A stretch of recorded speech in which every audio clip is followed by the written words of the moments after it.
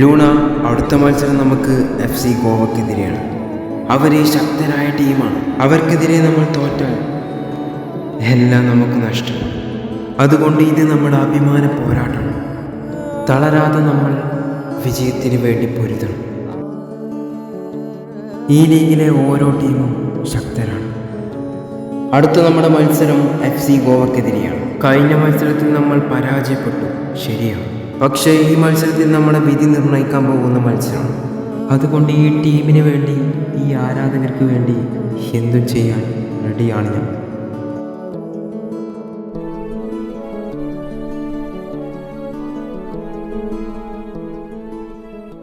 അങ്ങനെ വീണ്ടും കേരള ബ്ലാസ്റ്റേഴ്സ് മറ്റൊരു ഹെവി മത്സരത്തിനായി ഇറങ്ങുവാണ്. ഇത്തവണ ബ്ലാസ്റ്റേഴ്സിന്റെ എതിരാളികൾ FC ഗോവ.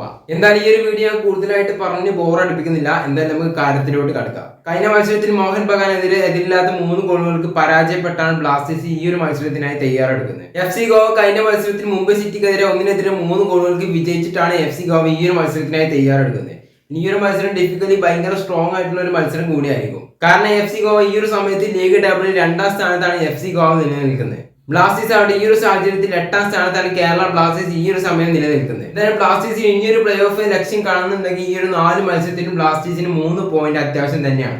കാരണം ഇനി ആശ്രയിക്കുന്ന മറ്റു ടീമുകളുടെ തോൽവിയാണ് ബ്ലാസ്റ്റേഴ്സിനെ പ്ലേ ഓഫ് എന്ന ലക്ഷ്യം ഉറപ്പാക്കാൻ വേണ്ടി സഹായിക്കുക. അപ്പൊ ഇനി വരുന്ന ഈ ഒരു 4 മത്സരം ബ്ലാസ്റ്റേഴ്സിന് ഏറെ നിർണായകമായിട്ടുള്ള പോരാട്ടമാണ്. എന്തായാലും ബ്ലാസ്റ്റേഴ്സിന്റെ അടുത്ത മത്സരത്തിൽ നോഹ സദോയി ഇറങ്ങില്ല എന്ന് തന്നെയാണ് നമുക്ക് ഈ ഒരു സമയം നമ്മൾ ബ്ലാസ്റ്റേഴ്സിന്റെ ക്യാമ്പിൽ നിന്ന് കിട്ടിക്കൊണ്ടിരിക്കുന്ന വിവരം. എന്തായാലും FC ഗോവക്കെതിരെ പോലുള്ള വമ്പ് ടീമിനെതിരെ നോഹ സദോയി എന്ന മികച്ച താരമില്ല എന്ന് പറയുമ്പോൾ ബ്ലാസ്റ്റേഴ്സിന് ഏതൊരു തിരിച്ചടി തന്നെയാണ്. എന്തായാലും ബ്ലാസ്റ്റേഴ്സ് ഇനിയൊരു പ്രതീക്ഷ വേണമെന്നുണ്ടെങ്കിൽ തീർച്ചയായിട്ടും ഈ ഒരു മത്സരം ബ്ലാസ്റ്റേഴ്സിന് ജയിച്ചേ പറ്റൂ.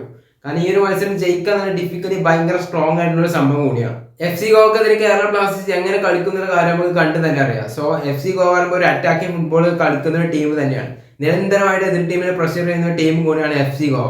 അവർക്കെതിരെ ബ്ലാസ്റ്റേഴ്സ് എങ്ങനെ പ്രതിരോധിക്കുന്ന കാര്യമൊക്കെ കണ്ടു തന്നെ അറിയാം. FC ഗോവയുടെ മിന്നും താരമായിട്ടുള്ള ഓർഹ ഹെരേര ഈ ഒരു മത്സരത്തിനായി അവൈലബിൾ ആയിരിക്കില്ല. അദ്ദേഹത്തിന് 4 യെല്ലോ കാർഡിന്റെ സസ്പെൻഷൻ കാരണം ഈ ഒരു മത്സരം നഷ്ടപ്പെട്ടു. അത് മാത്രമാണ് കേരള ബ്ലാസ്റ്റേഴ്സിന് ഒരു ചെറിയൊരു ആശ്വാസ വാർത്ത പറയാനുള്ളത്. അതുവഴികെ ബ്ലാസ്റ്റേഴ്സ് എന്ത് ചെയ്യും എന്നുള്ള കാര്യം നമുക്ക് കണ്ടു തന്നെ അറിയാം.